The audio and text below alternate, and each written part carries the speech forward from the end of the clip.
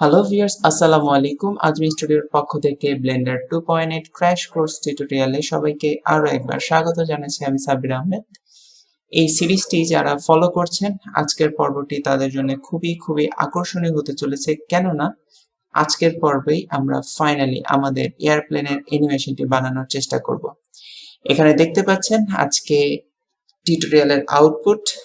আমরা শুরু করব আমাদের সর্বশেষ মডেলের যে অবস্থা ছিল সেখান থেকে, অর্থাৎ আমাদের এই বিমান থেকে যেটা মডেল আমরা বানিয়েছিলাম, এরপর ম্যাটেরিয়াল অ্যাসাইন করেছিলাম এবং সর্বশেষ প্যারেন্টিং করেছিলাম যেন আমরা বিমানকে মুভ করলে সেটা প্রোপেলার সহ মুভ হয় এবং আমরা প্রোপেলারটাকে ইন্ডিভিজুয়ালি ওয়াই অ্যাক্সিসে রোটেট করতে পারি।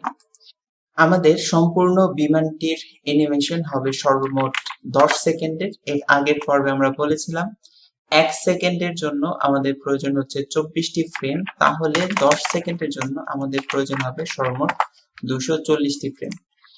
আমরা যদি টাইমলাইনের নিচে এই অংশে, দুঃখিত, এটা মূলত টাইমলাইনের উপরে 3D ভিউপোর্টের নিচে এই অংশে লক্ষ্য করি, তাহলে দেখতে পাবো এখানে স্টার্ট ফ্রেম এবং এন্ড ফ্রেম রয়েছে। এটা স্টার্ট হয়েছে 1 নম্বর ফ্রেম থেকে এবং শেষ হয়েছে 250 নম্বর ফ্রেমে। আমাদের 250টি ফ্রেম প্রয়োজন নেই, প্রয়োজন হচ্ছে 240টি, এই জন্য এখানে আপনারা টাইপ করে দিবেন 240। এবার আমরা আমাদের অ্যানিমেশন বানানো শুরু করব এই প্রোপেলারটা দিয়ে। আপনারা যদি অ্যানিমেশনটা ভালো করে লক্ষ্য করেন তাহলে দেখতে পাবেন পুরো অ্যানিমেশন জুড়েই কিন্তু এই প্রোপেলারটা রোটেট হতে থাকবে। এই জন্য আমরা যেটা করব, একদম 1 নাম্বার ফ্রেমে যাব, সেখানে গিয়ে এই প্রোপেলারের রোটেশনের জন্য একটা কি ফ্রেম তৈরি করব। এই জন্য প্রোপেলার সিলেক্ট করলাম, আইতে ক্লিক করলাম, রোটেশনে ক্লিক করলাম। ফলে যেটা হলো 1 নাম্বার ফ্রেমে এই প্রোপেলারের রোটেশনের জন্য একটা কি ফ্রেম তৈরি হলো। এরপর আমরা একদম সর্বশেষ ফ্রেম অর্থাৎ 240 নাম্বার ফ্রেমে যাব। এবার এই প্রোপেলারের রোটেশন চেঞ্জ করব। তো আপনি যদি এইভাবে ম্যানুয়ালি রোটেশন চেঞ্জ করেন তাহলে সেটা বেশ কষ্টসাধ্য হবে।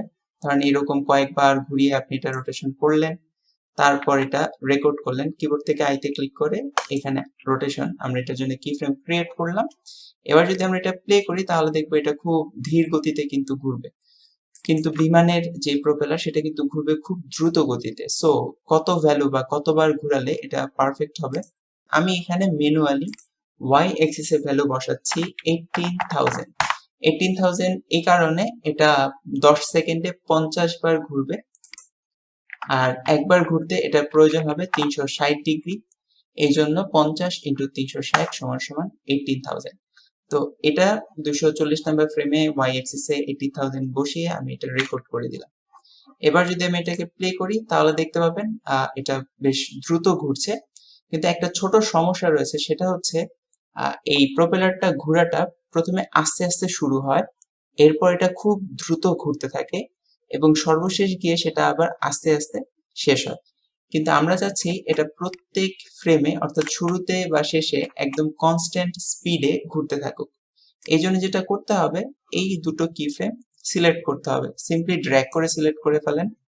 এরপর টাইমলাইনের ভিতরে রাইট বাটনে ক্লিক করবেন, সেখান থেকে ইন্টারপোলেশন মোড এটা পরিবর্তন করে করে দিবেন লিনিয়ার।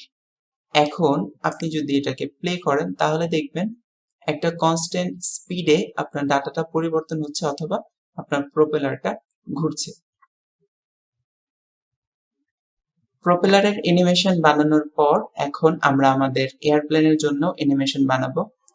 সর্বপ্রথম চলুন অ্যানিমেশনটা বোঝার চেষ্টা করি। প্রথমে বিমানটা উপর দিক থেকে ক্রমাগত নিচে নেমে আসবে, এরপর আবার সেটা উপরে উঠে যাবে। এর মাঝখানে বিমানটা প্রথমে ডান দিকে তারপর বাম দিকে হেলে যাবে। অর্থাৎ প্রত্যেকটি কি ফ্রেম যখন আমরা ক্রিয়েট করব, আমাদের লোকেশনের সাথে সাথে রোটেশন ডাটাটাও কিন্তু রেকর্ড করতে হবে। তো চলুন শুরু করা যাক। প্রথমে আমরা এই বিমানটা সিলেক্ট করে 1 নাম্বার ফ্রেমে গেলাম। এবার বিমানটা কিছুটা উপরে তুলব।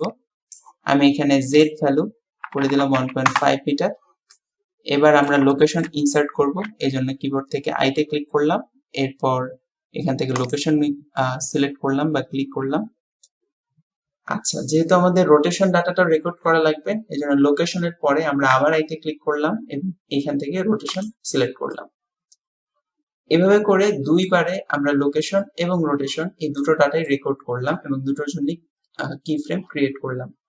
বাট এই প্রসেসটা বেশ লেন্দি, কারণ দুটো ডাটা দুইবারে আমাদের রেকর্ড করতে হচ্ছে। এই কাজটা আমরা একসাথে করতে পারি। ধরেন এটাকে আমি প্রথমে ক্লিয়ার করে দিচ্ছি।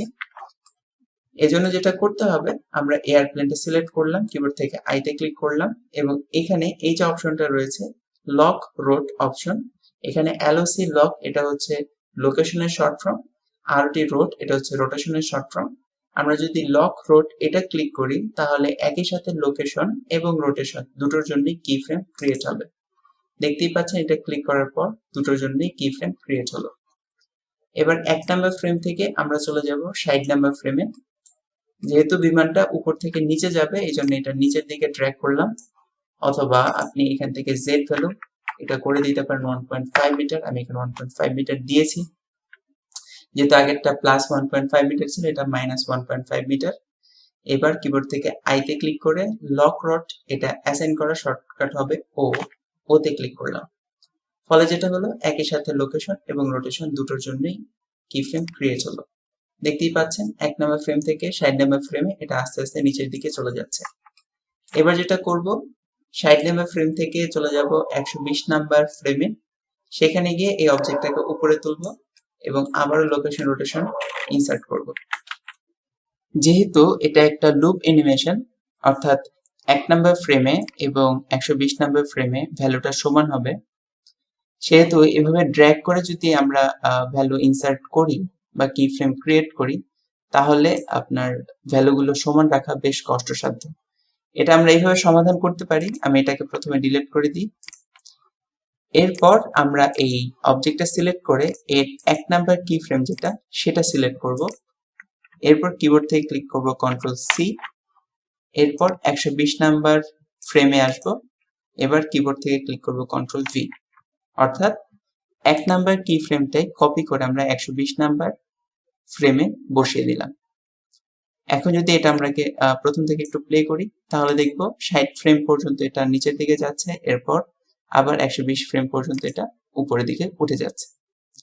এরপর প্রয়োজন হচ্ছে এটাকে একটু ডান দিকে বাম দিকে হেলানোর জন্য। এজন্য আমরা যেটা করব, এখানে 30 নাম্বার ফ্রেমে যাব।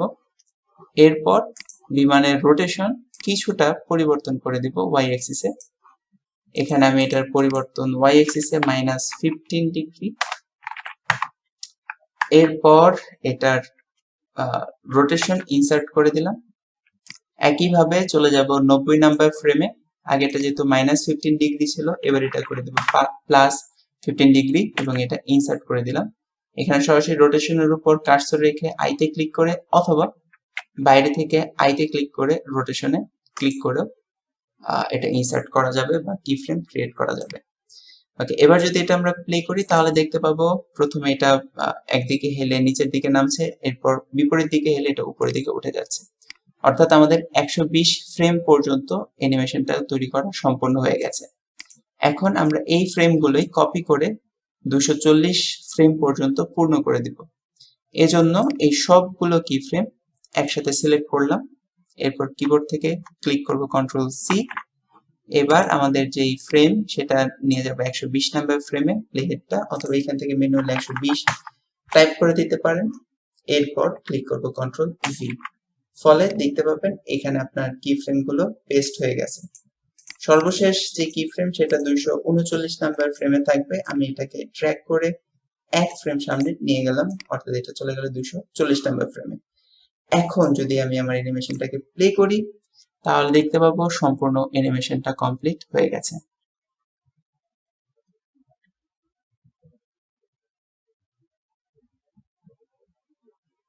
আপনারাও যদি এরকম ফলাফল পেয়ে থাকেন তাহলে কংগ্রেচুলেশন, আলহামদুলিল্লাহ। আপনারা খুব ভালোভাবে এই টিউটোরিয়াল সিরিজটা ফলো করতে পেরেছেন এবং অনেকগুলো বিষয় একসাথে আয়ত্ত করতে পেরেছেন। আর যদি কেউ কোথাও কোনো সমস্যা ফেস করে থাকেন তাহলে অবশ্যই আমাদেরকে জানাবেন, ইনশাআল্লাহ। ভালো হয় যদি আপনার স্ক্রিনশট এবং ভিডিও টাইম সহকারে উল্লেখ করে প্রশ্নগুলো করেন। ইনশাআল্লাহ পরবর্তী পর্বে আমরা লাইটিং সেটআপ নিয়ে কথা বলবো, ক্যামেরা সেটআপ নিয়ে, এবং এরপর দেখানোর চেষ্টা করব কিভাবে আপনারা আপনাদের এই অ্যানিমেশনটাকে ভিডিও আকারে আউটপুট হিসাবে সবার সাথে শেয়ার করতে পারেন। সে পর্যন্ত আল্লাহ রাব্বুল আলামিন সবাইকে ভালো রাখুক। আল্লাহ হাফেজ।